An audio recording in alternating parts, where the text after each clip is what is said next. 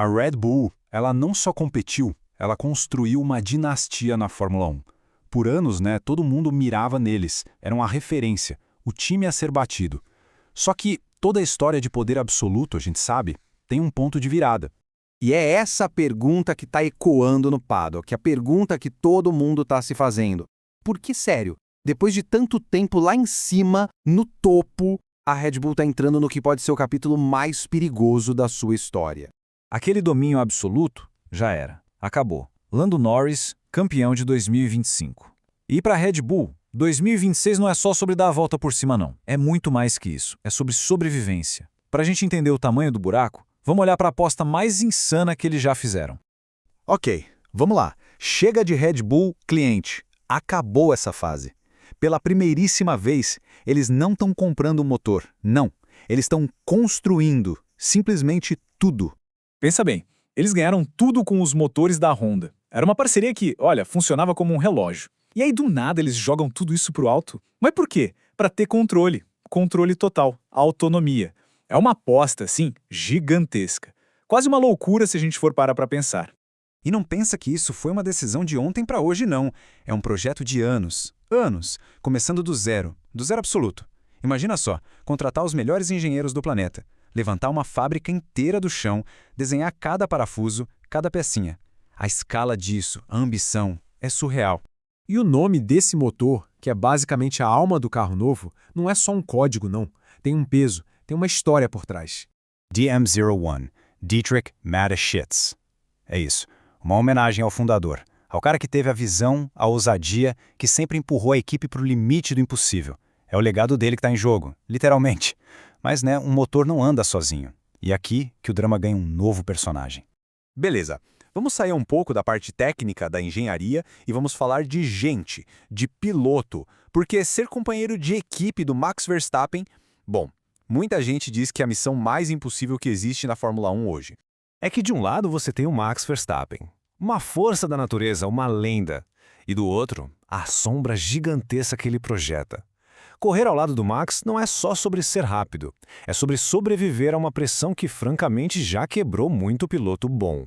E a prova está aí, né? A gente viu.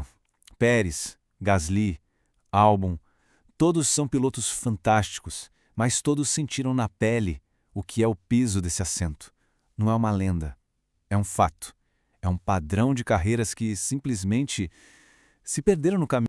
E quem é o corajoso que vai encarar essa agora? O nome dele é Isack Hadjar. Um novato, 21 anos, direto da base da Red Bull. Pegaram o garoto e jogaram ele no meio do fogo.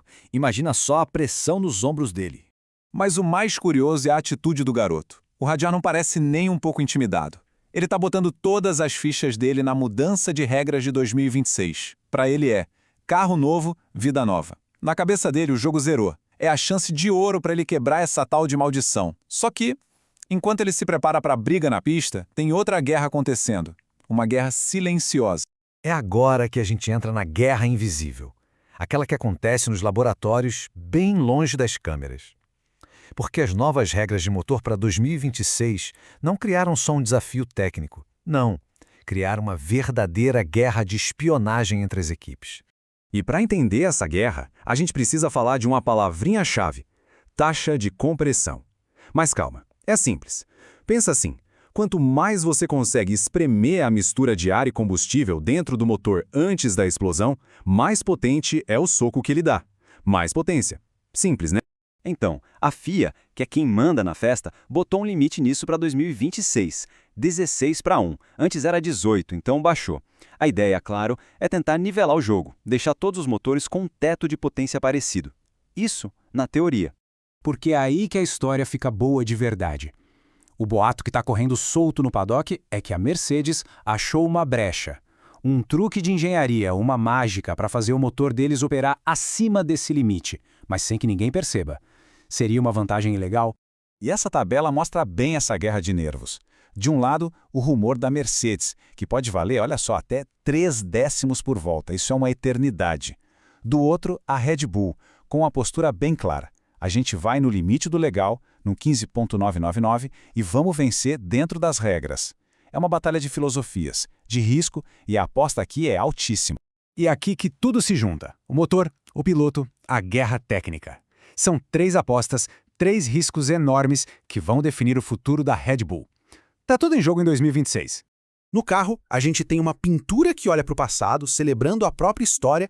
No motor, um tributo à ambição de um fundador que nunca, jamais, teve medo de arriscar. E no cockpit, a confiança de um novato tentando quebrar uma maldição histórica. E nos bastidores, uma guerra por cada milésimo de segundo escondido no livro de regras. E tudo isso nos leva à pergunta final, a que realmente importa. A Red Bull está construindo o próximo capítulo da sua dinastia ou ela apostou alto demais e está prestes a perder tudo? Esse império está no seu auge ou está exatamente naquele ponto perigoso, um segundo antes de desmoronar?